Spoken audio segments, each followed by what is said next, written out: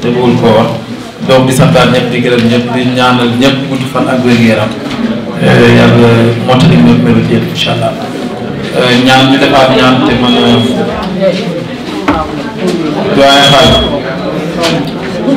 doyen xaalis kaay na suñu njort donc loolu tamit war na tax ñu mën a sant yàlla bu baax te comme ñoo ko waxoon ci dernière réunion bale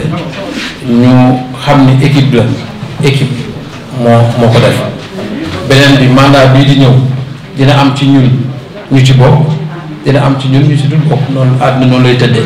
mais dans tous les cas continuité lay doon quelle que soit équipe bu fi mën a gagné aussi dañuy jàpp rek ne consolidation ak yi fi nekk la ci loolu aussi comme li ñuy wax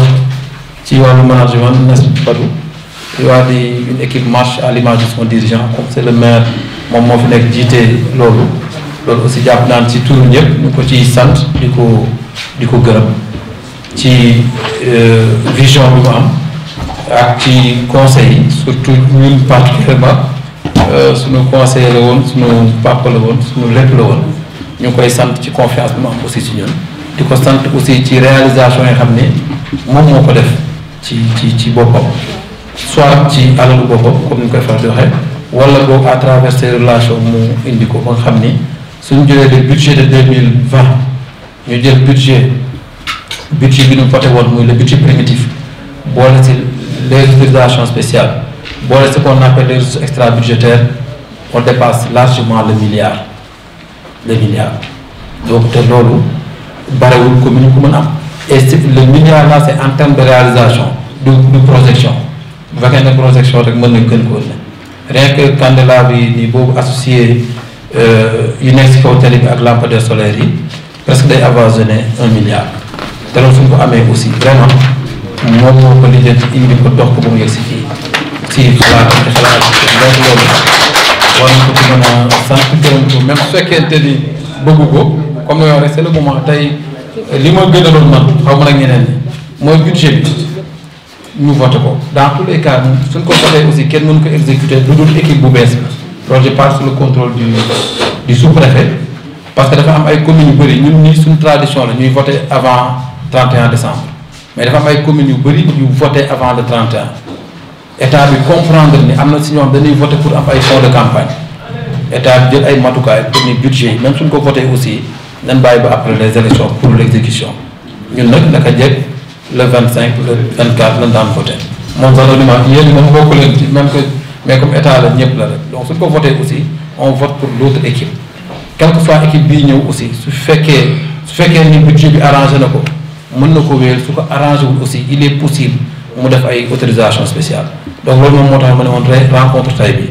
ci waxtaane ak doyen Cissé mën na nekk benn rencontre boo xam ne dañuy baalonte ak saafonte ñaanalante pour que yàlla gën a dolli jàmm bala may doon monsieur le maire ñuy fàttali bu baax ñi fi daan nekkal te nekkuñu fi sama xel dem juste si Ali Fall bi ma gisee Samba ñu war ko mën a dolli ñaan parce que moom moo fi nekkaloon forum civil ñu ñaanal ko ñaanalaale ñi jiitu ñëpp donc maire mën na la jong soo koy wax fu dul géewul ñu bari duñ ko mën a xam ndax fii bu ñuy ñëw ku nekk xam na ni parti bu nekk day dem defe élection bu ñu fi dajee ku nekk da ngay ñëw ak say militant waaye bu ñu duggee ci conseil bi kenn xàmmeewul militant parti bi wala militant parti bi ñëppay bokk liggéey jàppale suñu gox waaye loolu tam Abdourahmane yombal na leen ko ndax kenn mosu fee je pense proposer fii dara loo xam ni nit dana gis ne lii moo tax ñu def ko du dul intérêt géewul loolu nag day yombal nekk yu nu politique aussi ndax buñ fi nekkoon di farfarloog di def loo xam ne dañuy neexal nit ak wala loo xam ne intérêt ñaari nit la bu boobaa am ngeen fayda boo xam ne da ngeen di lànk yaakaar naa kon ñu ngi gërëm aussi l'équipe bi nga xam ni mooy le maire parce que réellement le maire effectif de Géoul mooy Abdourahmane Diop te mën na ko man juridiquement man maay maire waaye dans les faits man maire honoraire la Abdourahmane mooy def lépp moo koy def te ñu àndee ba léegi musula def lu ma ñëw ne ko lii waroo ko woon defee nii kon moom tam man maa ngi koy gërëm di ko sant di ko ñaanal di leen gërëm yéen ñëpp nag di leen sant itam ndax yéen ñëpp mu ba ngeen liggéey boo xam ne kenn du ko fay xanaa leen rek la ñu waxoon di loolu Abdourahmane bu ko fàttee ci parcelles yi waxoon nañ conseil bu nekk dañ ko jox ñaar wala ñett la ñu waxoon déedéet du benn deux la ñu waxoon au moins deux parcelles kon yéen ñi nekk fii conseil bi yëpp ñi génn ak ñi dem yëpp ku nekk da nga am 2 parcelles ci lotissement bi 2 parcelles itam li ko waral mooy seen engagement ak seen liggéey bi ngeen liggéey dëkk bi ñëpp nekk seen activité fi mu nekk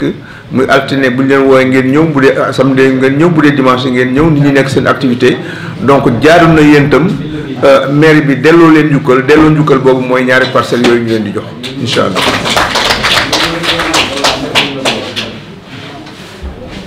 di gërëm rek encore gërëm boo xam ne amul àpp politique dafa am lu mu laaj rek waaye suñu conseil bii mënoon na continuer nekkaat benn conseil waaye nag politique am na lu mu laaj jamono day am lu mu laaj bu ngeen seetloo suñu liste yi ñu def en tout cas ñun liste yi ñu def da ngeen xam ni xaleel nañ ko xale yu ndaw yi def nañ leen ci le maximum te pense que loolu moo jaadu ndax avenir bi ñoom ñoo ko yor ñun ay mag lañu mën naa ne jeexal nañu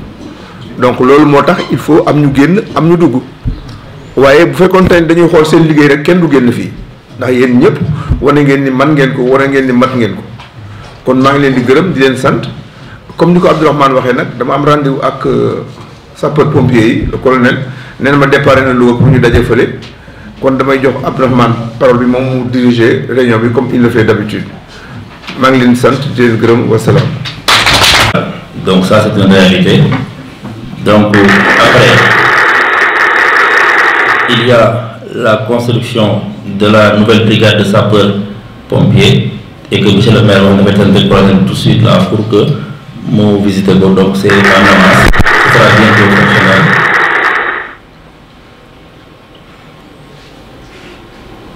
Ici en fait il y a le centre délocalisé de l'investigation militaire donc Géoul dafa nar a nekk mu nar a jëkk ab université ci région de Louga.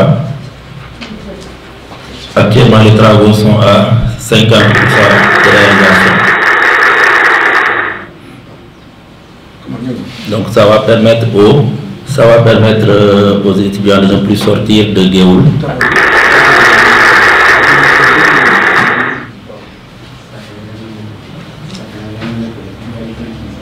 Là c'est en fait le nouveau centre de santé de Géoul. Donc Géoul sera le top sanitaire de la région de Louga. Ici, il est important de souligner que le maire a donné un apport de 75 millions qui a permis à la réalisation de ces travaux. Donc là également, c'est très en avance. Donc les travaux sont très avancés.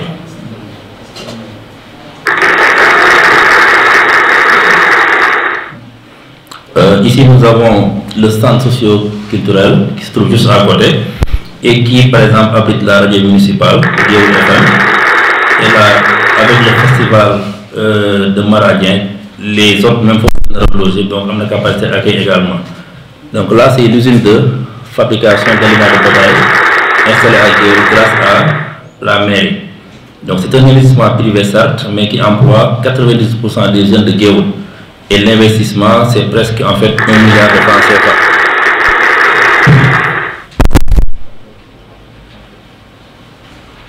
Donc ici nous avons le lycée de Géoul qui est fonctionnel depuis quelques années. Et là en fait il importe de souligner l'apport du maire de 60 millions de francs CFA qui a permis également, comme le centre de santé, avec la coopération française.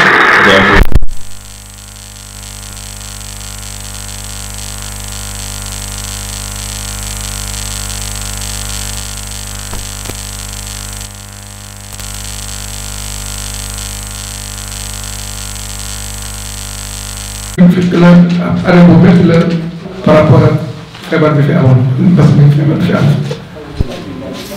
te loolu dafa laal ci wala ko bëgg parce que ressources yu bëri bëri pour nga récupérer ko day am jafe-jafe parce que comme doomu rek dugg bëgg nañu donc loolu la influencer budget bi mais ñun fexe nañ ba en tout cas tëgg ko ci ni ñu ko war a tëggee parce que dafa am ay sart yoo xam ne mooy tëgg budget moo tax sax d'ailleurs ñu gaawantu fexe ba avant la fin de l'année ñu tëgg ko mais aussi ñu tenir suñu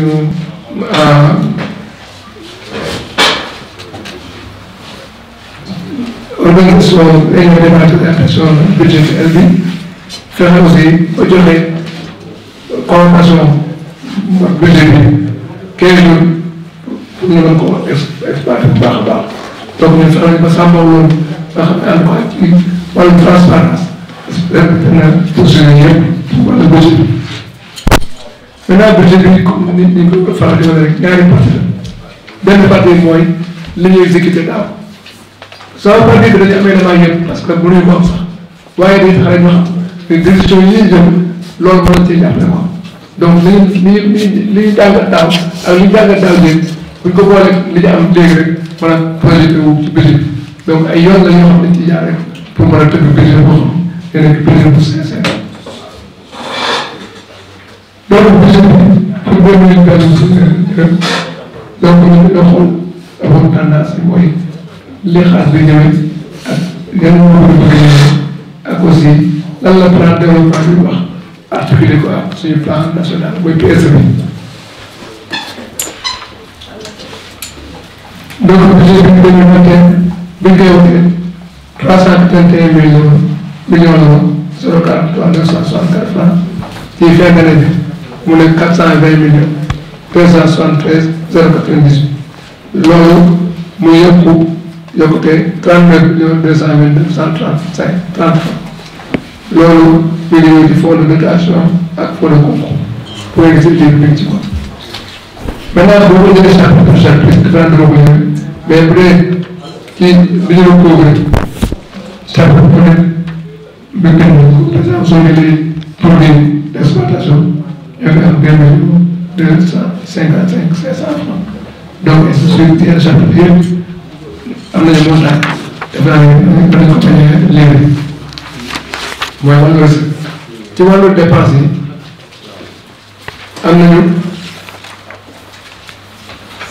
li ñu war li ñu war a def yëpp def nañ ci wàllu même ARD participation def nañ ko bon salaire yi yëpp dugg na faire nañ aussi bu cabinet maire bi secrétariat recette municipal lu koy yëpp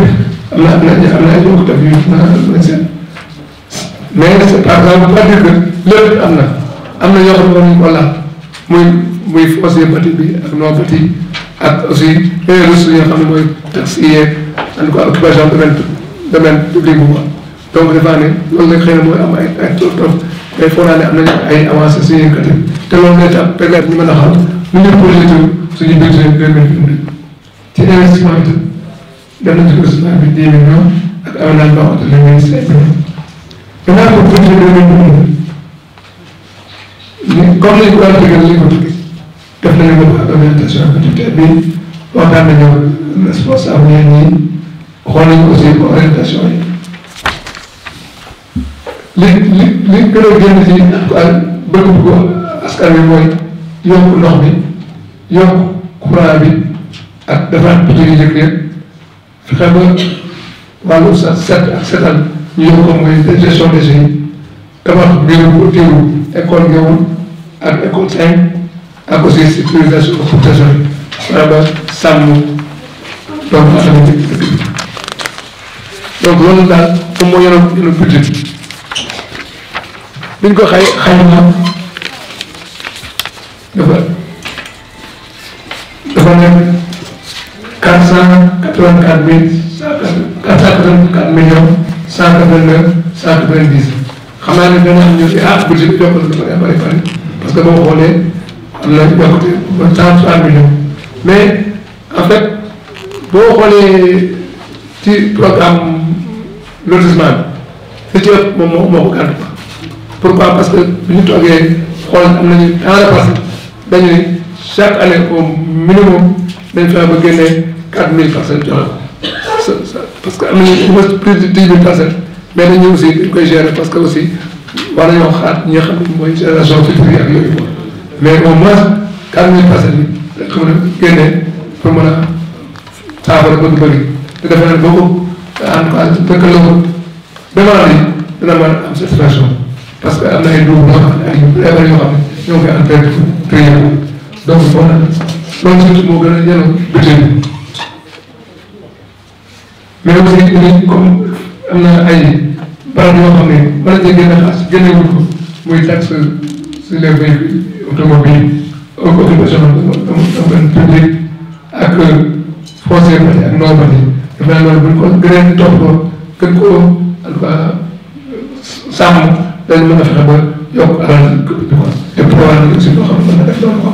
yokk nañu aussi comme ni ko laajee woon ndox mi ak éclairage public bi ak wàllu njàng bi ak aussi wàllu hygiène ak santé maintenant aussi prévoir nañu dépense divers parce que dañoo surtout par rapport ak recensement bi il faut ñu recenser population bi xam ñaata lañ toll dafa naan loolu sax sous-préfet mi ngi toll muy joxoon nañu préparé ko na ba pare mais avec Covid bi déggoon ko waaye dafa ne suñ ko wotee ba nouveau conseil bi taxaw dafa naa ne dina mën a rapidement def recensement bu dana la xam suñu population ñaata dana permettre aussi ñu faciliter wàllu planification ak aussi bu état bi jox mu sédd ko waa Géoul par rapport ak sa population.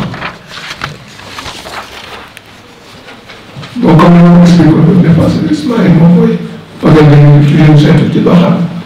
non seulement dañ ci réparé parce que toujours li naan la commune bu performante mooy commune boo xam ne buy investir mais aussi entretenir quoi parce que booy investir pour entretenir day poser problème bu et loolu aussi denc nañ loo xam ne ak affaire climat électricité pour que en tout cas li ñu am néew muy wàllu ndox wàllu éclairage wàllu centre de santé bi ak centre de tri ñu fexe denc loo xam ne bu ci amee lu yàqu mën leen jàppale ko bon prévoir nañ aussi ci wàllu marché bi jóg tellement 20 millions yoo xam ne dañ ko bëgg a jàppale pour 10 millions yoo xam ne day remplacer tente yi parce que bâche yi commencé na yàqu ko il faut ñu remplacer ko équipement scolaire aussi prévoir nañ ci 20 millions mooy ñeenti clôture école Ngéwul ak école 5 ak grosse réparation équipement scolaire 10 millions habitat bi prévoir nañu 25 millions yoo xam ne dañ koy dépassé mais loolu pour 4000 personnes par année la quoi comme ni mu waxee aussi prévoir nañu pour véhicule ak am véhicule benn véhicule tracteur pour accompagner ci wàllu déchet bi quoi maintenant aussi comme dañu am suñu partenaire boo xam ne mooy Taataan te moom dina mën a dimbali ci boo participer moom jàpp yokk la sa investissement ñu denc comme ni nga ko defoon daaw 5 millions pour mu nekk participation commune bi par rapport ak partenariat avec Taataan donc ci tënk loolu ñu jàpp ci wàllu budget bi maa ngi jël mooy parce que vraiment léeru sama baat dafa tege bon may profité aussi di gërëm. musuma gis kenn xuloo fi kenn waxante boo xam si jaarul yoon kon nag damaa bëgg ñeneen ñi nga xam si ñi ngi ñëw ak ñu fi fekk ñëw góorgóorlu ba ñu fi nekkoon ñu def na ñoom aussi bi ma fi nekkee itam li ñu fi def lépp nga xam ne si lu rafet la lu jaadu la bu ëllëgee bu ma fi nekkutoon bu ëllëgee ñi fi nekk bu kenn defee lu juunu keneen ko may wax dana na man de ba ma fa nekkee nii laa fa nekk woon nii laa fa nekkee woon kon li ñuy ñaan mooy ñi nga xam si ñi ngi fi nar a nekk ëllëg bu fekkee yàlla teg na leen fi nañu góorgóorlu ñi nga xam ne si itam ñi ngi xëccoo dëkk bi te ci dëkk bi lañ dëkk di doomu dëkk bi ah gis nañ ne ñii ñu ngi fi di defar xëy na ñoom it dañoo bëgg a defar waaye noonu day man day damay ñaan yàlla ci nga xam ne fa laa féete yàlla nañ ko yàlla jox man moom laay ñaan parce que foofu laa féete te defar nañ fi defar boo xam ne si itam ku fi ñëw ku ne da nga xam ne defar nañu buñ fi yàlla tegee itam defarati lañ bëgg moom lañ bëgg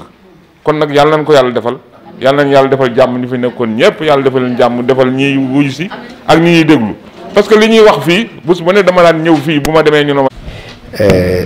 kenn ku nekk da nga yaakaar ne fa nga féete foofu moo gën da ngaa bëgg a defar rek te même bu ñu féetee feneen it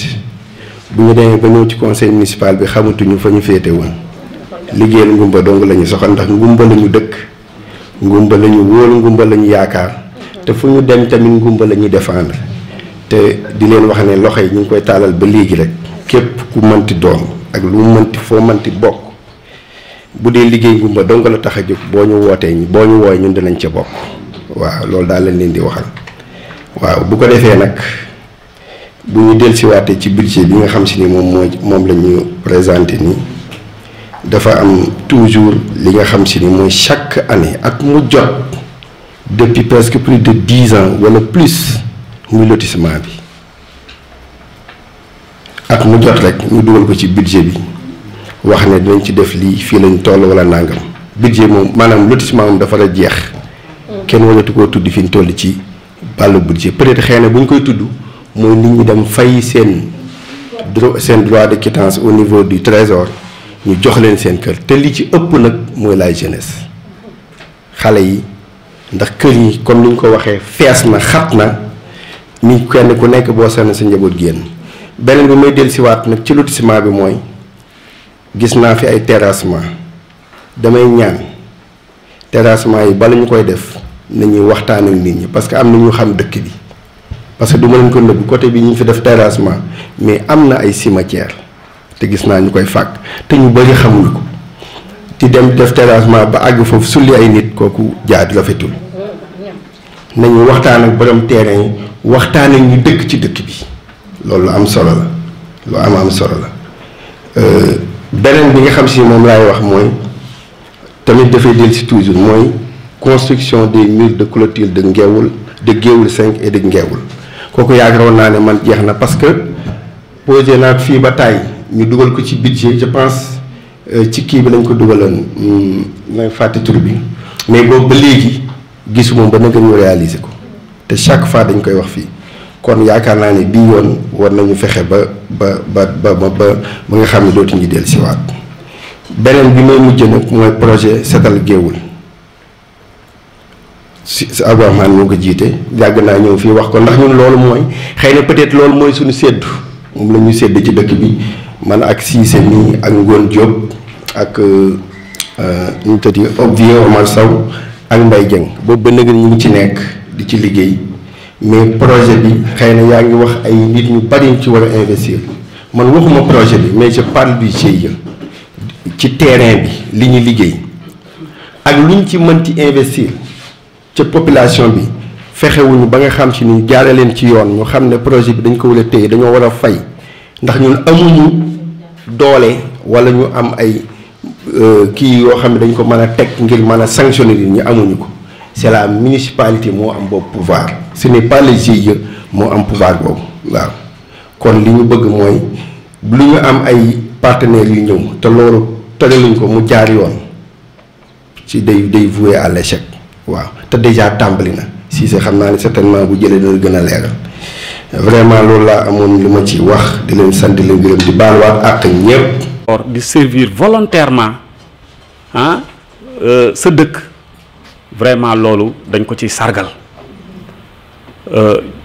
am na ñeneen bu doon ñooma ña nga naan dañuy tëdd noppalu doy na mais xam-xamam daf koy partager waaw di ko jox dëkk bi un don de soi am ci Pastef nag te loolu ñoo ngi koy ñaanal jàmm di ko ñaanal gudd fan bokk na ci dëkk bi ñoo xam ni tey dañ leen a war a tuddee ay bërëb waaw te nii muy dunde nii noonu lañ ko waroon defee bala te mu yàlla na gudd fan mais daf ko war a tudde te man je propose parce que c'est un grand sportif xëy na stade bi romb na ko mais terrain basket baa ngi nii duñ demee bay xalaat tur man je propose Abdourahmane Cissé loolu dama koy njëkkee ndax boo ko njëkkewul mën naa am jékki-jékki ñu tudde ko fi benn koo xam ne nii doo xam nu mu demee te vraiment am na ñoo xam ne ñu ngi fii di dëkk bi di liggéey te vraiment dañ ko mérito bi ma déggee 1 milliard Géoul xaw naa tuuti rek ci sama suuf mbaxane mais c'est bien parce que nee na bi ñu calculer lampadaires yi calculer budget bi calculer réalisation yi toll na ci 1 milliard mais 1 milliard yooyu d'accord mais lan la ci commune bi def lan la ci commune Géoul réalisé en tout cas lampadaires yi maa ngi dégg effectivement monsieur le maire moo ko fi indi moo ko fi def ci poosam mais tamit ñun ñoo ngi yóbbante ñu xam ni kon gouvernement Sénégal commune Géoul amu ci dara waaw ci mix énergétique bi nga xam ni moom la ñu wax le plan émergent ñun kon Géoul ñoo ngi ci xaar suñu wàll waaw côté boobu nag ñu ngi ciy jaajëfee monsieur le maire bu fekkee lamp yi moo ko fi indi ci poosam waaw mais bu fekkee nag moo ko fi indi ñun ñoo ngi wax ni gouvernement Macky Sall commune Géoul dañoo tumuranke ci Sénégal émergent ci mix énergétique ñu ni woon solaire ak électricité moom la ñuy boole kon ñun dañ cee tumuranke te ñoo ngi ciy wàcc suñu wàll parce que Géoul ci Sénégal la bokk. beneen affaire bi ci des aussi ci projet lotissement bi magay wax na ko duma ci dellu siwaat man li ma ci xalaat dama ci gis 200 millions may laaj 200 millions yooyu parce que budget comme c'est annuel ma ni 200 millions yooyu recette annuelle la wala recette prévisionnelle pour même bi ñu def génération future parce que aussi il faut ñu xool bu dee 200 millions la moo yokk ci budget bi dañ naan kon chaque année xëy na peut-être 200 millions la mais 200 millions yi laa bëgg ñu expliquer ma est-ce que c'est annuel wala c'est dans le temps bu fekkee nag c'est dans le temps nañu wax année bi lan la ci budget bi war a am donc loolu aussi il faut que ñu expliquer ñu beneen affaire bi ci affaire lotissement man yàlla xam na ni man xam nga duma tricher damay wax rek sama aqulaay taala conseil bi macha allah jàmmoon nañu ñoo bokk ndey ak bàyyi koo ñëwee fii doo xàmmee ku far fii ak ku farfee lépp rafet na macha allah Abdourahmane ménager na ko ni mu ko war a manager mais man dama am personnellement sentiment d'échec parce que ñun suñu projet suñu cheval de bataille c'était le lotissement moom lañ doon bàkkoo moom lañ campagne bi ñu ñëwee fii la première fois dañ ni lotissement bi bu ñu ko réaliser mais c'est excellent mais tey fii may taxaw ak yow ba suñu joon yàlla tey gisuma liste boo xam ne dagg nañ benn parcelle kon c'est un échec après 7 ans 2 ans de plus de mandat loolu aussi c'est personnel wax dëgg yàlla du question ay sànni xeer wala dara mais daal vraiment ñu xool ñun à l'avenir suñuy kàddu nu mu mën a jëmoo ak la ñuy jëf loolu am na solo surtout nag bu fekkee dañuy laaj baatu askan bi dafa am solo parce que en dernière analyse nous devons faire une évaluation te bu boobaa dañuy jàkkaarloog askan wi y a le contrôle citoyen mi ngi fi donc loolu aussi ñu bàyyi ko xel yàlla na ko yàlla sottal nag parce que kër yi fees na toj na xale yi bëgg nañu kër waaw kër yi problème yi bare na kër yi xat na nañu gaaw diligenter procédure yi ñu jox xale yi ñu dëkk loolu mooy dëgg dëgg la terrassement baax na xëcc ouverture mais ñi fi dëkk nañ leen jox ñu dëkk parce que kër yi ñu ngi bëri ay problème fees na mënatuñ ko gàddu donc loolu aussi ñu bàyyi ko xel bu baax bon fi may jeexale mooy ñu revoir les priorités ci réalisation yi li ñu def baax na on a fait de bonnes réalisations certes mais man j'aimerais bien ñu prioriser parce que yi ñuy minimiser di ko xalaat loolu baax na ci nit mais Géoul les gens partent à la retraite n'est-ce pas mais tey amuñu benn espace boo xam ne nii nit dana fa mën a doxantu pour sax am la joie de vivre man damay doxal ba si yàgg génn sama kër pour doxantu dem benn espace pour am jardin public mais damay mujj a mer taxawaalu laay def ci booru tali bi après delluwaat sama kër et pourtant loolu dafa baax ci nit la affaire nit la du affaire kaw affaire nit la boo demoon tey boo demee à Gandon wala feneen wala yeneen village da nga fay gis ñu def benn espace bu ndaw ay jardin public Géoul mérite ça donc yooyu ñuy minimiser di def ay chantier ay à hauteur de centaines de millions am na yoo xam ne nii ça ne fait même pas 5 millions ou bien 10 millions te loolu dafa baax ci nit baax na ci nit parce que loolu mooy tax nga am cawarte am jàmm mën a sawar ci sa liggéey yooyu baax na nañ koy xalaat waaw développement c'est un tout beneen bi ci aussi man vraiment maa ngi exhorter pour conseil bii di ñëw ñu gën a insister sur l'autorité dëkk bi tumuranke na autorité lu waay neex def fu waay neex def place loolu bu ngeen doon dox tey ci raay bi xeet nañ sax léegi ginnaaw raay bi ña nga ca taatu raay ba te loolu man je trouve que il y a la responsabilité de la mairie amul ni ñoo fa def seen alal loolu du wax parce que surtout nag fi ñu ko def c'est accidenté fi ñu ko def montagne la tey benn orage bu romboon fii rek mën na bombarder foofu ñuy dox ci suuf ci mbartal mi mën nañoo gaañu kooku mais mairie bi moo ci war a jóg kan moo ñu ciy jógal il y a l'autorité de la commune beneen affaire bi ci des man bi ma gisee xoolal dem leen Kébémer tente yi ñuy def nañ ko fa yu gën a rafet te taaru mais est-ce que gis ngeen fa benn brique bu ñu fa yëkkati teg ko fa parce que ñooñu aussi ils sont conscients xam nañ ña fay liggéey tamit ñay jaay xam nañ mais fii aussi dañoo bàyyi noonu rek les gens investissent leurs millions sans protection tey boo ko seen xaalis la mais aussi mairie bi moo leen war a protéger seen alal parce que tey boo leen bàyyee ñu investir ay millions ëllëg on sait jamais ñu ni dañ koy toj boo yuuxoo tey kan nga koy def loolu aussi nañ leen ko sóoraale dëgg la mën nañoo jàmmoo naxasaale naxante mais tamit bu dëgg ñëwee ñun ñëpp ñoo bokk réew mi ñu protéger citoyens yi parce que lii ngeen yaakaar ne am na ñoo xam buñ dégg sama kàddu sax dañ naan dama leen di xeex au contraire dama leen di protéger waaw donc loolu daal laa amoon ci lu may wax may ñëw nag à l'image de mon tonton Bathie Seck li mu wax man tamit maag moom ñoo yem man maa bëgg la nekk conseiller bii di ñëw dama bëgg noppalu nekk ci biti nag waaye nag di bàyyi xel ci biir maa ngi ci contrôle citoyen bi ñii ñëw nag maa ngi leen ñaanal ñu ñëw ci jàmm te doxal mbir yi ni mu war a doxe ndax buñ ko doxalulee tamit am na ñu nekk ci biti te am seen xalaat te am seen i idée te ñeme ko te di ko wax te duñ ci wax dara lu ñaaw maa ngi leen di gërëm di leen sant di leen ñaanal jàmm jërëjëf. tàmbalee ci kilifa gi muy monsieur le préfet mi nga xam ne moo yor sunu moom la ñu dénk di ci teg monsieur le maire mi nga xam ne kóoluteem ak cër bu ma jox moo tax ma ñëwaat siège ci conseil bi ñuy terminer tey di ko jaajëfal di ko wax ne lam ñu dénkoon de muy commission jeunesse sport loisir culture jéem nañ ca luñ mën wax nañ ca luñ mën itam li ci des bu dee am na satisfaction bu ci am loolu ndimbalu yàlla lépp loo xam ne sooxe na ci ñu ngi koy jéggalu te xam ne lépp pour defar liggéey ngir géew la woon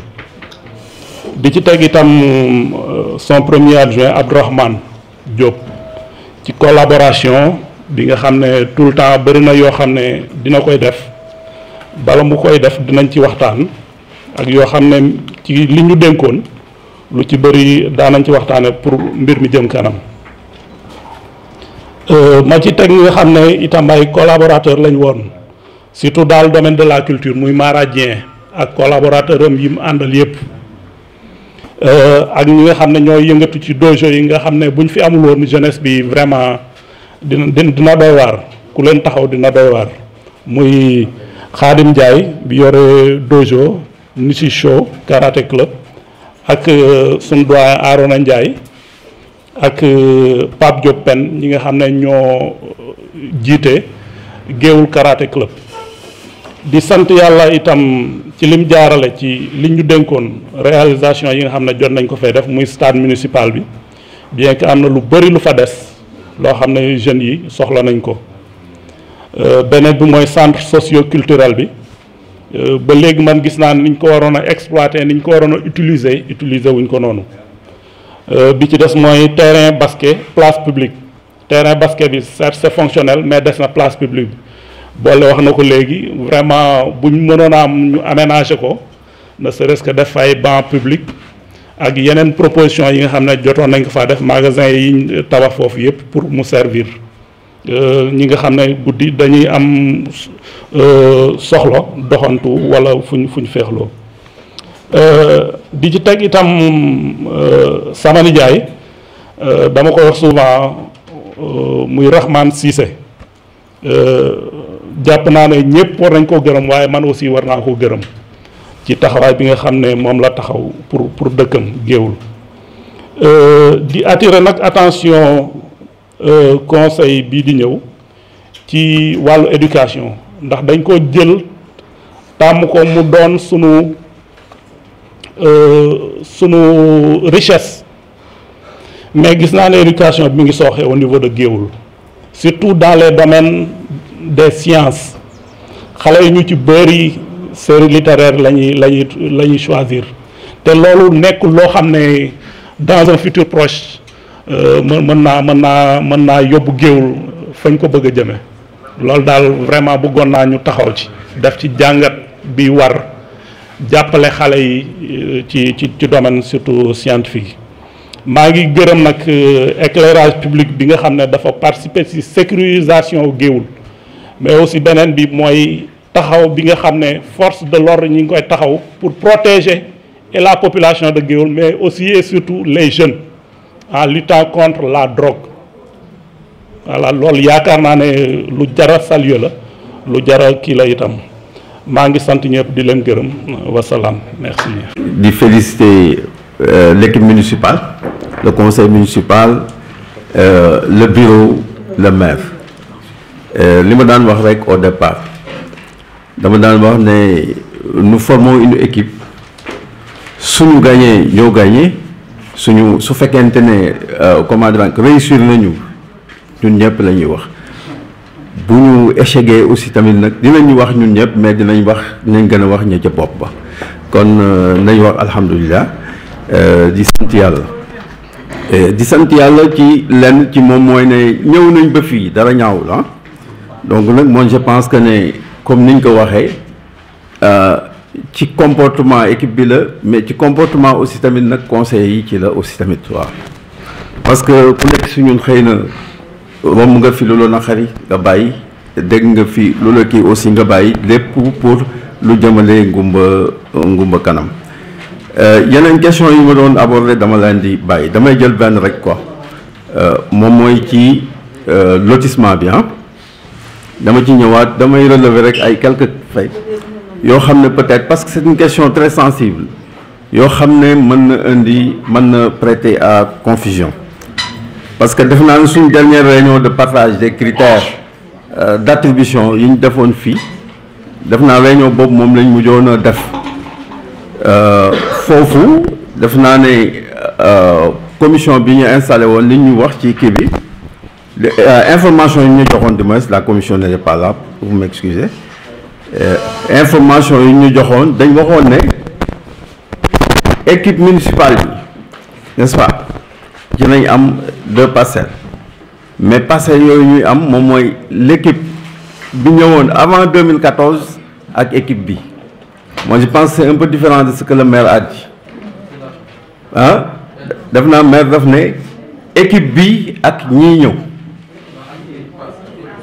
ak ñi passé donc ça va beneen bi tamit am na loo xam ne jar na préciser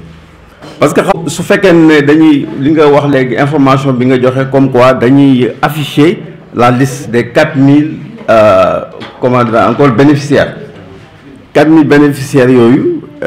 est-ce que dañ leen koy jox comment dire encore sur carte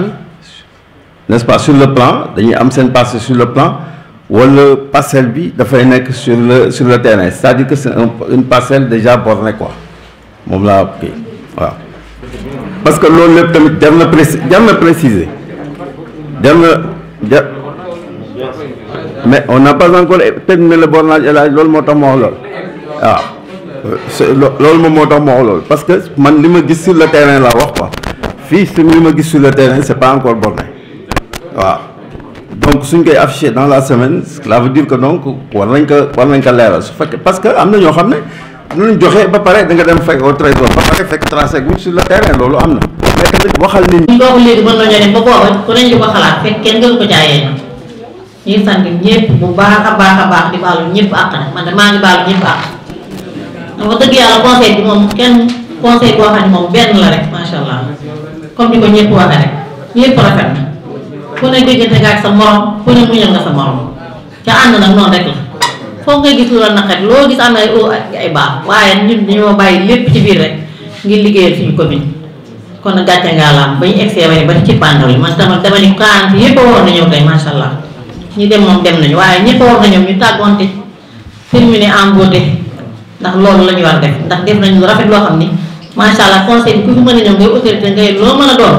xam nga ni conseil yi géewul benn rek la kon nag loolu jar naa sant yàlla kenn dóorante fu ay chaise kenn xastante wu fi wax dëgg yàlla ak lu mën a xew rek liggéey nañu problème kon nag loolu sant rek la wax dëgg yàlla man nag yàlla dafa defoon man ma nekk ci développement laa jóge woon dugg ci politique Khalifa Dia moomu ci dugaloon ndax damaa lànkoon ba bañ ba tàyyi sax man développement rek laa xam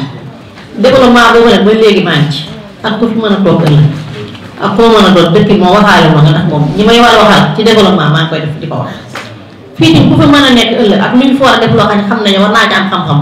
wala mën caa def dara maa ngi nii tàllal naa ñëpp loxo comme ni ma koy defee toujours ndax nekk la loo xam ne moom sama domaine la te li ma ko waxoon dama ciy nekk ba yàlla yéex yàlla may ñu gudd fan ak wér ba yàlla def ni muy def waaye moom loolu moom yàllaa ko def ci man maa moom def beneen information bu ma waroon joxe maa ngi doon def sax man feuille bi par rapport ci tenue scolaire yi comme maa ngi nekk chambre de métier xam nga ñu naa ko doon laaj avant kii ba ñuy dem am nañ fi yónnee wala dara waaye yàlla def na bindal woon nañu association de taille bi fépp ñoo koy porté léegi yàlla dogal na alloué nañ leen daal xam nga dañuy présélectionné pour le moment 7965 tenues waaw ñu demandé ñu doon sax léegi waaye loolu pour le moment waaw après xam naa gouvernement dina woote waat te yeneen woote ñu xool ñu koy mën a defe naa nga ñoom ñoo koy porté waaye nañ ko après ñu koy def am nañu duggoon bi ñuy posté dafa jàmpoon pour ñu mën a géwul mën a dugg daal bu ko defee bu ñu paree nag ñu xool association yi ñu ñuy def ak ñi bindu woon ak ñeneen ñi nga xam ne mën nañ leen ci dugal pour ñu mën cee fotaat ba lu bon waaw may nuyu waa ñëpp di sant ñëpp di jéggalu waa ñëpp nag di jéggalu ñëpp rek waaw di nuyu ñëpp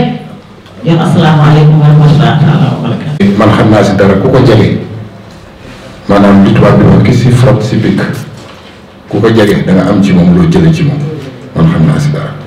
vraiment c'est quelqu'un d'ouvert xam-xamam ku ci yéwén la kon ñu koy ñaanal yàlla mu gudd fan ñaanal ko yàlla wër tey ñu xam ko aussi que ni ba léegi dëkk bi soxla na ko bien que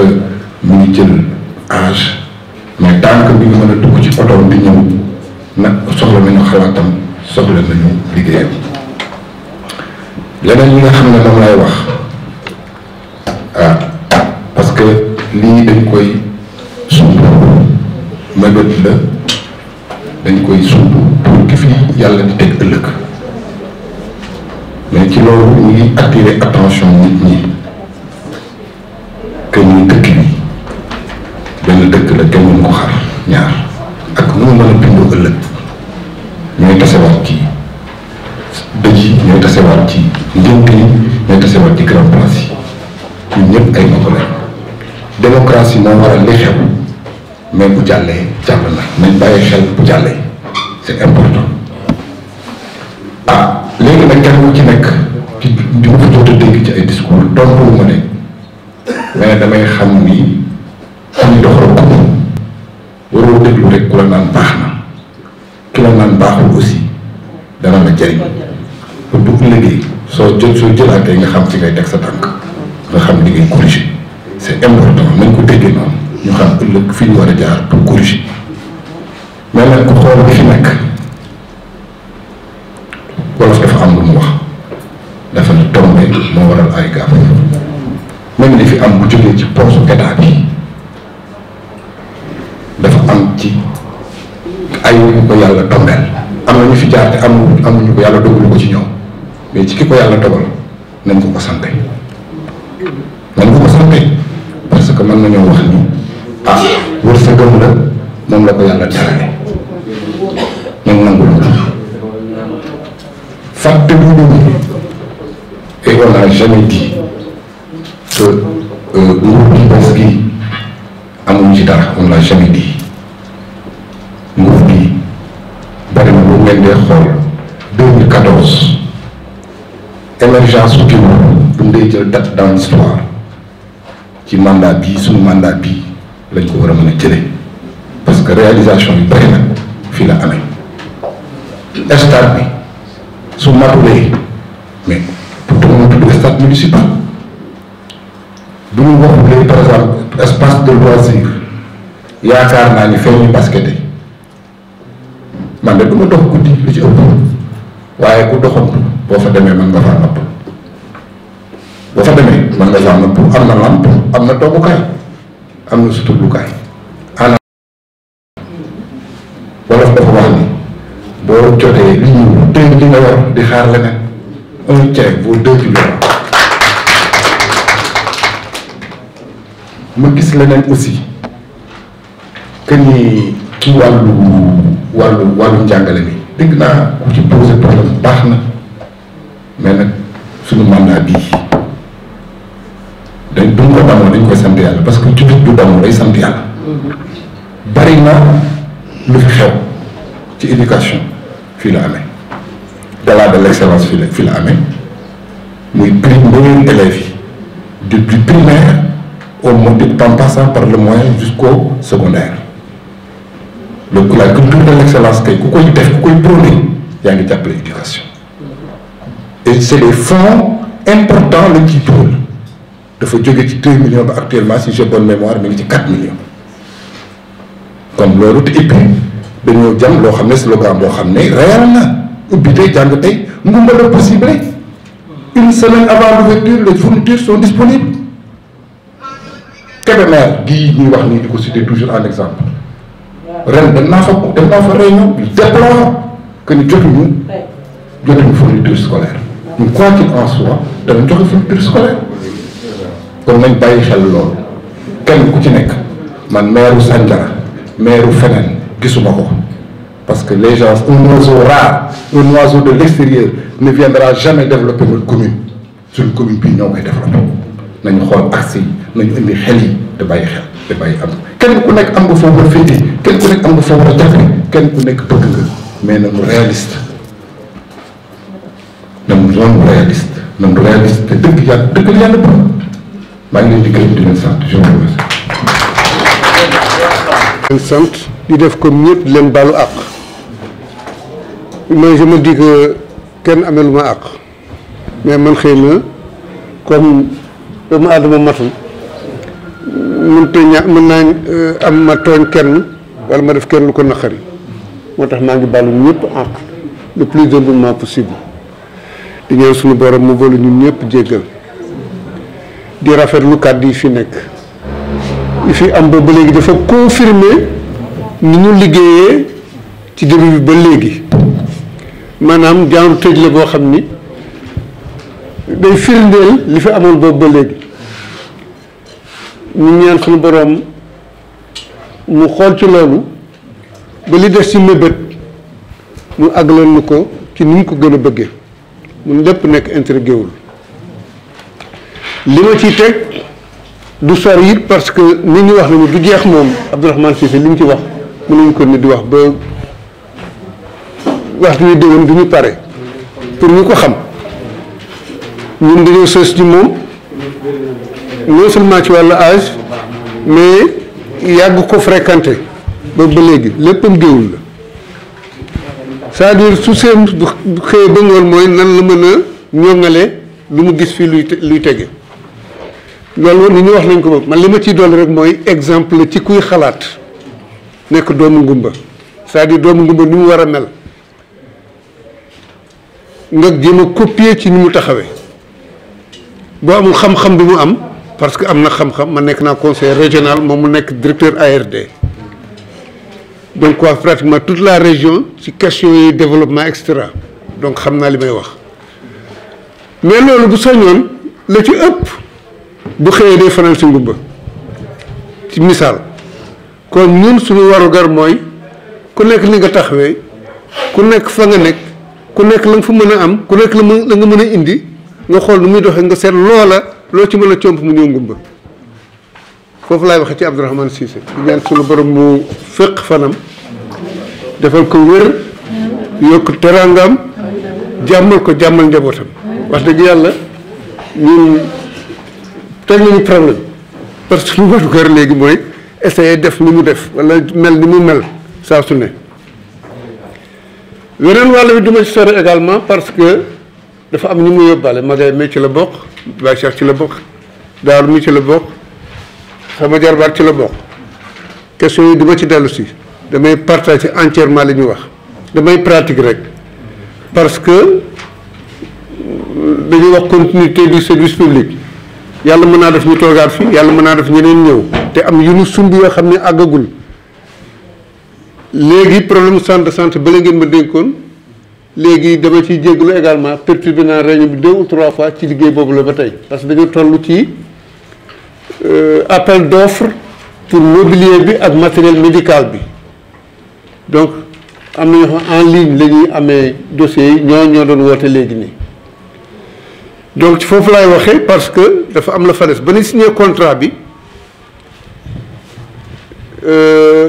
li ñu proposé woon fournisseurs yi bi ñu ñëwee astafurlah lu ñu leen di tuddee ñuy tabax bi ñu ñëwee. entrepreneur yi tuuti woon na seen ay offre donc dañu mujjoon comp ci li waroon dem ci matériel bi pour mën a tabax centre de santé bi léegi donc ñu éliminer yenn ci liggéey bi yoo xam ne moom dutu ko def mooy VRD yi foofu laa jëm si nii donc loolu mën naa nekk ñun mën naa nekk ñeneen ñu ko war a àggale moo tax ma bëgg ñu jël ko en compte parce que fii dañu wax rek ni les dépenses pour la santé l'éducation et cetera seront revues à la hausse yamul ci revue à la hausse parce que VRD yooyu ñoo ko war a jël en charge pour defar ko du entrepreneur moo koy defar ñoom defaroon nañu lépp ba jox ma leen déedéet contrat bi waxul loolu alors donc VRD yi la mille de clôture bi gis naa ko ñu def ko ci parce que ñoom bi ñu defaree affaire bi yëpp dañ bëggoon tabax centre santé bi alors que ñun 4 hectares lañ daggoon monsieur le maire wax na ko léegi nee na ñun suñu mébét mooy mu nekk hôpital donc bu ñu bàyyi woon espace boobu il faut que nga defar ay délibération courte pour amaat foo ko tabax moo tax on s'est battu ba jël 4 hectares yëpp donc ñun bu ñuy murer prévoir woon murer 4 hectares monsieur le maire ne leen murer leen def leen ko de manière linéaire ba fi ngeen yem ñun dañ ko àggale mooy loolu ñu prévoir foofu noonu ci biir kii bi donc loolu benn la ci ñaar am na ñaari mbedd yu war a jógee ci gérit bi ba àgg ci bâtiment yi donc entrée ak sortie et cetera l'électricité donc yooyu laa bëgg a wax moom xam na ñoo ko liggéeyoon na ñu bàyyi ko xel pour ñiy toog ëllëg mën ko jël en charge le plus rapidement dans le budget def ko ci mu gën a leer ah waaw donc raccordement électricité bi parce que yëpp def nañu installation yi mais am na benn poste la war a doon bu nekk foofu boo xam ne mooy alimenter logement médecin yi mooy alimenter mu tuddati services yi hospitalisation centre de la reproduction ak polyclinique donc noonu lañ ko tabaxee may ñaan également képp ku mën nga dem fa visiter ko parce que travaux yi phase terminale la comme yéen a ko moom te da ngeen ñu koo dénkoon dong ñu ciy liggéey dem ànd naa fa ak xaalimale ak daaru donc foofu la liggéey bi toll ñu ngi nii di commander matériel bi def nañu avis d'appel d'offre bu fekkee am na ci yéen koo xam ni yaakaar na ni mën naa liggéey ci loolu jaay ñu matériel avis yaa ngi fii avis physique yi ñu ngi fi déposé naa ci Fatou Seydi ñeneen ñi ku ma woo dinaa la jox information boo bëggee solutionné monsieur le maire donc information boobu daal laa bëggoon a joxe ci centre de santé bi sinon yeneen information yëpp ñu ngi leen di partagé di ñaan suñu borom li ñu fi liggéey comme ni ma ko waxoon léegi rek mu teg ci loxo ñoŋal ko mu gën a ful ko pour bénéfice dëkk bi ñii ñëw également muy ñun muy ñeneen ñu kon ne ci lancé boobu parce que ñi liggéey rafet na kenn xuloo fi kenn xew fi kenn wax na ko fi léegi nii ay nijaay ay baay ay doom bu nu génnee ci mbedd mi loolu la ñuy kon na nekk bu maire bi bu liggéey bi pare te ñu maire bi loolu la ñuy kon na lekk kon noonu maa ngi koy ñaan di anticiper nañ jëm ci campagne électorale bi ñu jëm nit it bu mu fàtte loolu nañ ko demaale di ñaanal yàlla jàmm ñëpp di ñaan sama kàddu yàlla na leen fekk ci jàmm waaw di kontaan nag ak mbégte rek di ñaanal sama baay bi daal yàlla na yokk ba yëg ko yàlla na ko yàlla may wér ndax lam ñu waxoon naxuñu lam ni ñu woon dëgg moo mën fen jëf moo mën wax yàgg bawul dara lu mu fi gën a yàgg rek muy gën a neex te yàlla na fi yàgg di gërëm nag sunu goos bii moom it réccu wuñu lu mu ko joxe dëkk bi sunu goos bii réccu wuñu lu mu ñu dénkale wuñ lu mu ñu ko dénkale dëkk bi lam ci bëggoon lu ne daal sunu borom ndam lam ci bëggoon lu ne sunu borom defal na ko te yàlla na jëm kanam bu loolu weesoo may gërëm sama papa mais Rahman Cissé ndax seexu mooy taawu Matar Cissé muy baay bu baax nag di baay bu am yëg di baay bu gëm lim doon ñun nag gudd fan ak wér rek lañ koy ñaanal loolu la yàlla defar ren yàlla na la defal lu ko ëpp déwén yàlla na la fi yàlla bàyyeek ñun di kontaan nag di gërëm ñëpp di wax ne Abdourahmane la nga ñu dénkoon maak Farma Sow mais ak Baye Ndaat kontaan nañ ci lool yàlla def nañ nag ren moom du ma nekk ci conseil bi ndax damay yaatal maa ne Abdou dindi sama cër jox ko keneen ndax loo yàgg dangaa war a jëlaat ñeneen ñu dugg la nga ñu dénkoon nag lu fi dugg ñu signé ko luy génn ñu dem xool ko yaakaar nañ ne liggéey boobu liggéeyal nañ la ci lu rafet kon nag yàlla na yàlla motti li lépp conseil bépp maa ngi leen ñaanal gudd fan ak wér ñiy liggéey fii muy Mor Ndiir di ñoom Kaara di Ayda Mbeng ñoom ñëpp daal koo fekk rek dina la yaatal ba ci bas kon yàlla na yàlla motti li lépp ñun daal nañ fi yàgg muy gën a neex yàlla nañu jëlaat ndam li. ngeen gën ci turam ak santam maa ngi nuyu kenn ku ne ci turam ak santam di jiite ci nuyu bi monsieur le maire Khalifa Mbaye Dia li nga xam ne lu ay nit bi rek naat la di ko ñaanal wér gi yaram di ko ñaanal sama bopp di ko ñaanal ñëpp di suma boos bu ndaw bii di ko ci teg muy Abdourahmane Diop ñi nga xam ne màggagul ba tey di ko ñaanal fan gudd lool nga dund ba raana di la jox nuyoo conseil yëpp nga tegal ko sa loxo sous-préfet nii toog mu daal nii macha allah te am yërmande lool ci jigéen ñi di ko ñaanal jàmm moom it mu eggal mission di ci teg nag Abdourahmane Cissé ñi nga xam ne nag moom dañuy wax ci moom rek ba sonn bàyyi man ànduma fii 98 ba léegi man ak moom di ko fekk conseil municipal soxla bu ma am rek bu ma ay ger damay toog mu lijjanti ko lépp waaye nag yow dangaa bëgg sa dëkk ku dëkk bëgg sa dëkk noonu ngay def xoolal dangay xool li defar dëkk ba di avancer dëkk ba nga di ko def donc sax dañoo wax ni ci sot la bokk ku bëgg sa dëkk noonu ngay def doo xool ki nga xam ne mi ngi jéem sax boobu yow rek nga doon di ko seetaan ndax ëpp la ci dëkk bi dangaa dëkk ci dëkk bi kon dangaa war di defar indi li jëriñ dëkk bi kon yow yàlla na la fi yàlla bàyyi fi ñëpp la bàyyi laa sama xel bàyyi laa sa wér barke yonent bi te ci teg sama doom jooju toog Badou Gueye macha allah ci daal beeg yàlla géew itam di ci teg conseil yëpp nag conseil yëpp El Hadj Ndiaye Dieng ba Sall mi nga xam ne moom ñoo ngi toog ci sama wet moom itam di ko ñaanal wér gu yaram rek di boolewul dara ak wax moom itam di ko ñaanal jàmm di ko ñaanal sama bopp di ko ñaanal ñépp abi noonu mu wax bat ak batu bat sama rakk boobu ni moom ci développement rek lay yëngu ba abadan noo ko ànd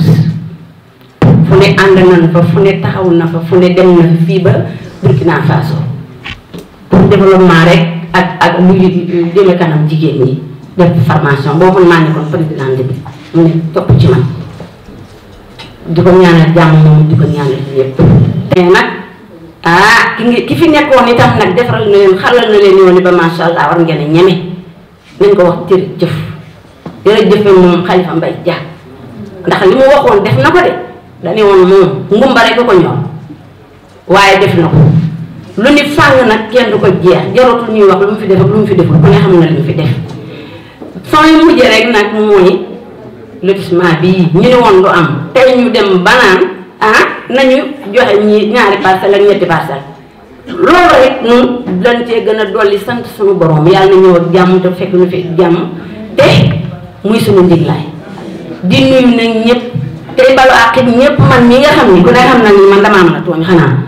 dégg ngeen maal naa ñëpp ak yàlla na ma dina ma ñëpp baal yàlla na nu yàlla boole jéggal barke yonent bu tedd bi ci Médina jërëjëf. Sall ak conseil bi yëpp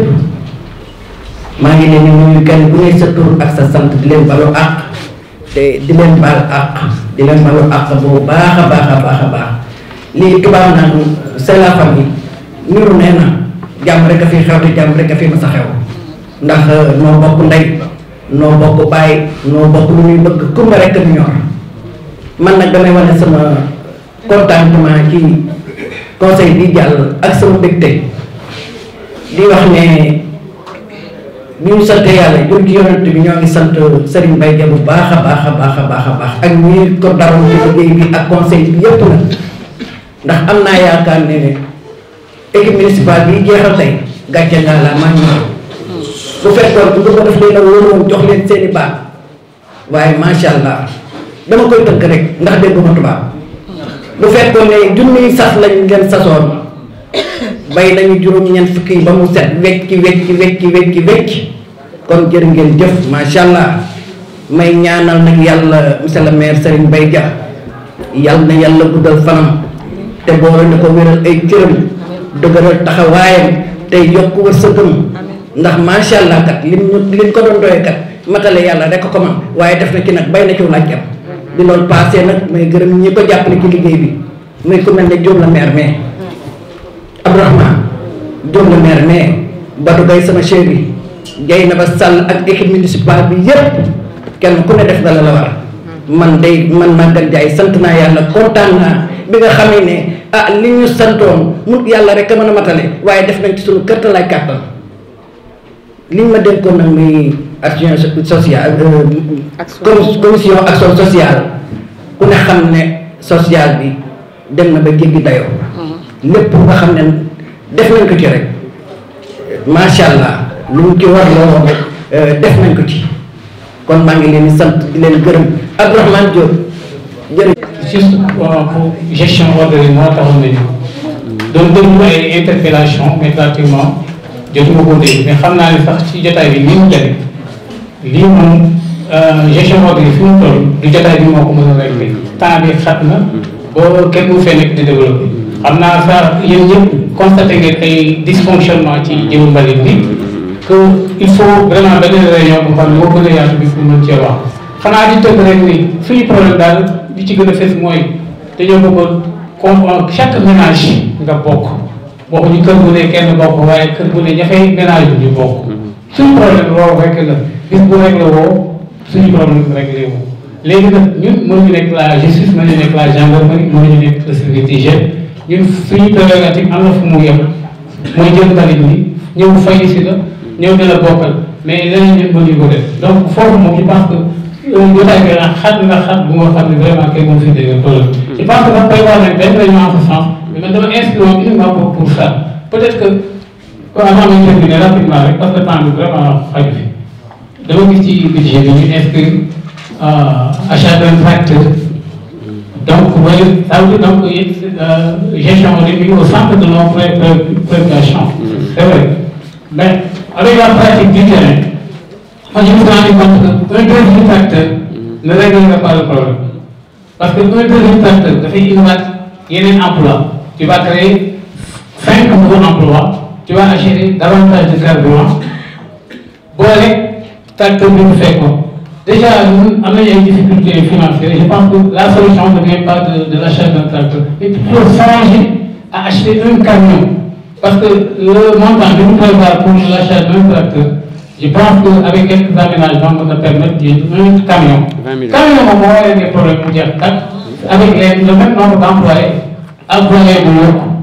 donc loolu dama ko wax ni rek pour que ngeen di changer tuuti ci budget bi ngeen xalaataale loolu quoi vraiment li mu mënoon mën ko wax fii jotaay bi xaju ci waaw parce que heure bi jot na nit bëgg nañ jóg ci donc maa ngi leen di remercier ñëpp ok wasalaam. ku nekk ci sa tur ak sa sant. di leen baalu àq di leen baal àq waaw mooy gaaw rapidement parce que déjà Magaye évoqué na question bu ma ñoroon muy mbiru école Ngeewul bi parce que wax dëgg yàlla li ci Magaye wax rek doy na sëkk ndax ay ati at a ngi nii chaque fois ñu ñëw fi toog wax te école ba nag dafa am une particularité boo xam ni xëy na sax gars yi xooluñu ko ñun d'abord délimitation école ba ci boppam moom la ñu xamul sax ñun waa Ngeewul parce que foofu yëpp ay nit ñëw nañu jaay ay terrain foofu ñu commencé di def ay construction tout autour te ñun xamuñu sax fan la école bi yem d'abord boobu mooy première chose bi ci test bi ci beneen bi ci topp mooy lotissement bi dégg naa ñu wax boo wax affichage liste ak yooyu noonu mais man waxoon naa leen ko dama ni man dama am inquiétude boo xam ni ba léegi nii amaguma ci benn kii explication pour ma xaw a kii soulager ma tuuti parce que Ngeewul dañoo lotissé ba jub Ngeewul bàyyi li wër Ngeewul lépp kenn lotissé wu ko ma xalaat kon ni bu ñu naree bu fekkee ni noonu la nar a bindoo kon jeunesse su Ngeewul fan lañ leen war a jox parce que li wër Ngeewul lépp dañoo ñëw ba jub ko ni ko fa ñukk wàcc ko voilà loolu moom vraiment waxoon kii woon naa évoqué naa ko ak monsieur Abdourahmane voilà les deux Abdourahmane yëpp waxtaan naa ci ak ñoom te ba tey gisaguma benn kii daal luñ ma ci tontu waaw beneen bi ci toog bi mujj mooy affaire ferme bi encore une fois ferme bi daal vraiment soxla woon nañ fa wéttal parce que franchement sentiruñu mairie bi foofu nous sommes trop seuls wax naa leen ko waxati leen ko am na fa ay manquement yoo xam ni peut-être su mairie bi parce que ñoo gën a habilité à revendiquer certaines choses ñun xëy na mun nañu wax li ñuy wax rek yam fa mais ñoom ñi nga xam ni ñooy yor responsabilité dëkk bi indi fi ferme bi suñu ñëwoon peut-être di waxtaan ak nit ñi ñu leen di wax suñu préoccupation ñu apporter ci ay kii parce que ñoom mun nañu jot directeur bi mun nañu jot keneen ñun nag foofu moom suñu kàddu mun fa ay ñun daal suñu kàddu fii ñu mun a yem ci ñoom man woo naa leen ba tàyyi ñëw leen def visite ànd ak ñun ñu won leen ngeen xam ñu wax leen suñu préoccupation ngeen jàpp lañ ci parce que su fekkente ni loolu amul moom encadrement orienté su amul affaire bi mën na sooxe lu baax la lu rafet la ñu ngi leen ci sant di leen ci gërëm mais encore une fois il faut ngeen gën a ñëw jege ñu waxtaan ba ngeen mën noo jàppale daal parce que daal vraiment soxla nañ loolu daal wax dëgg yàlla maa ngi leen di sant nag wax dëgg yàlla parce que fii moom mairie bi moom wax dëgg suñu borom fekk nañ fi ouverture bu mat rek gestion concertée moom wax dëgg yàlla moom fii la fekk ndax lii bari na ay yeneen béréb yoo xam ni lii amu fa moi je suis pas prêt bu ma ñëwee fii di jël parole fii si conseil di def ay revendications c'est parce que fii dafa am une ouverture voilà je vous en remercie voilà. Dieynaba nee na nga xool li pour ce qui micro boobu micro Dieynaba nee na pour sa baat bi quoi kéel ma kii fayal ma bu ji waaw fay ko alors waaw d'accord merci d'accord léegi comme loolu la ñun ñëpp ñu ngi koy gërëm ñëpp leen si dellusiwaat loolu moom c'est sûr parce que tamit liggéey bi su demee ba ak si du ci bëri moom la parce que déjà de par son âge ak yëpp ak capital expérience bi mu am ñu ko investir si dëkk bi sans contrepartie aucune loolu ñun ñëpp war nañu ko delloo njukkal ñaanal yàlla na ko yàlla fay ko ci njabootam fay ko li mu bëgg lépp yàlla na ko yàlla defal waaw léegi pour compléter ko un peu avant may ubbi liste bi rek mooy budget bi yokku na naam c'est parce que ren lañu gën a am visibilité aussi tamit ci dépenses yi boo leen xoolee depuis 2019 suñu budget bi dafa commencé stabiliser wu maanaam recettes yi non seulement commencé na yokk mais gën a am maîtrise ci dépenses yi ak ci recettes yi beneen bi nga xam ne mooy comme ni koy waxee toujours le gros lot te tout au long de notre mandat mu sonaloon muy lotissement bi dem nañ ba àgg si ci panneau bi tey jii bu fekkoonte ni waa impôt envoyé nañ seen PV su ngeen ñëwee leen di fekk ñu affiché liste bi def nañ apurement bi yëpp on a fait aussi le focus sur les Guéwoulois ba génne pour 4000 parcelles mën ko joxe donc normalement ci biir semaine bi den affiché liste bi ñi si am ñëpp mën a ku bëgg a fay après jox la sa numéro en tout cas au moins avant fin 2023 inchallah loolu moom moo tax ñu jël budget bi centré ko ci recette lotissement bi parce que ñu ko doon présenté sur les 315 millions en recette de fonctionnement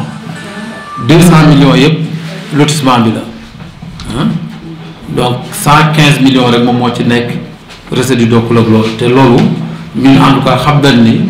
même bu doon lotissement bi 115 millions yi war nañ ko mën a génne wala au bas moo 100 millions yi te ñu si boole amul benn pression fiscale bu ñu teg ci kaw waa dëkk bi waa marché bi ñu ngi fi daaw patente amul ñun ñoo wax ni kenn ñu fayeeku mais ren aussi bi waa patente ñëwee aussi ñi yàgg ci fay patente xam nañ dañ ko wàññi bu baax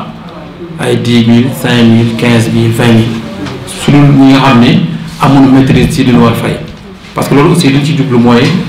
mairie bi dafa am comme na koy waxee très souvent benn rôle social beneen bi mooy soo jëlee budget bi globalement recettes yi 53% yëpp dañ ko yóbbu investissement loolu aussi ci ñi xam budget bi muy demee xam na effort bu mag la parce que yoon def na rek lu mu néew yow investir 25% ñun dem nañ ba doubler ko 53% des recettes dañ koy yóbbu en investissement te li ñu si xalaat a def mooy priorité yi nga xam ne moom la nit ñi wax ni nan ko ci def mooy na ndox mi gën a yaatu na courant bi gën a yaatu projet mbalit bi nga xam ne tamit nit ñi tàmm nañ ko ba pare te doyul ñu gën ko renforcer parce que tamit nit doo am lu baax ba pare bëgg ko sàggane mu dem mais ànd ak yooyu yëpp ci bii diggante novembre ak diggante octobre ak décembre recevoir nañ fi 3 partenaires qui sont des partenaires potentiels pour Géoul kenn gi sax moom bon damay bañ dara mais c'est une tubaab Claire Stragier moom muy dem envoyé na benn message di ma wax ne en mars donc en mars 2022 parce que pour moom ci message bi mënoon naa ko teg elle disait que initiative yi ñuy développé fii Géoul dana war ko di ko def quoi et que ñoom ils sont prêts benn partenaire bu tudd X partenaire suñ benn partenaire moo ma boole ak moom mu ñëw fi doon xool si projet mbalit bi waaye justement mais bi ñu waxtaanee ci projet mbalit bi waxtaan bi ne dañoo continuer ci vision bi ñu am yépp vision c'était un samedi mais vraiment ñoom ils sont prêts à nous accompagner en termes de recherche de partenaires mais aussi de capitalisation sur ce que nous faisons am na benn partenaire bu tudd Yelen France ñoom ñoo financé le projet de Ndam projet gestion des ordures ki ko jiite ñëw na fi ànd ak Pafal tamit moom it un week-end bi ñu waxtaanee moom ñu ni ma trouver financement du seen problème et ils sont prêts à nous accompagner non seulement dans le cadre de la gestion des ordures mais ci yeneen actuellement sax doyen Sam envoyé naa leen li nga xam ne mairie bi daf ko jël engagement ci centre de santé bi mooy la réalisation des VRD moom envoyé naa ko même devis bi ni ko lii c'est urgence su mënee jàpp ñu jàpp si beneen partenaire bi c'est CAS ñoom ñi fi woon mais doyen si c'est Abdou kii Khoudos xamoon na ni partenaire bi dafa xawoon sooxee ñun leen partenariat bi nañ ko bàyyi mais il a fallu ñu dem jëli seen équipe bi nekk France aussi ñoom it Suisse plutôt ñu ñëw ñu waxtaan ba pare nañ pour gën ñu jàppale donc 3 partenaires stratégiques ak benn organisme boo xam ne yeneen 2 organismes yoo xam ne ñenn ñi waa Koweït la ñëw nañ ba fii xool pare nañ parce que doomu Seydou bi lañ fi seet si woon Babacar mais bi ñu ñëwee am doon waxtaan ak ñoom ci wàllu mairie bi ils sont prêts aussi à revenir nous accompagner ñeneen ñi ay Qatari lan ñoo nekk en partenariat ak waa usine bi ñoom aussi depuis daaw la ñu waroon jàppale mais pare nañ pour jàppale pour dire tout simplement que investissement yi ñu def fii nii am nañ déjà ay partenaires yoo xam ni ils sont prêts à nous accompagner ci projet bi ñu def te loolu tamit comme li may wax rek ngi dellusiwaat ci liggéey bi nga xam ni ñun ñëpp ñoo ko àndandoo liggéey ko fii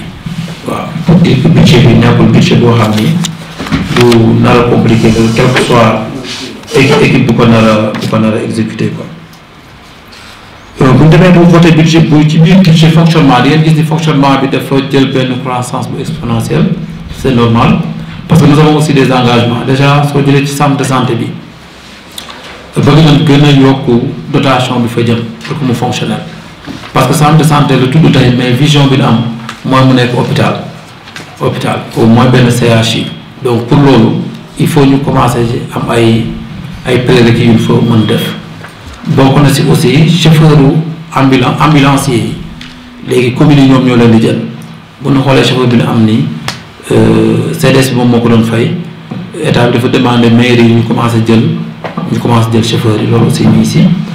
am na comme ni ko doyen waxee on a beaucoup d'infrastructures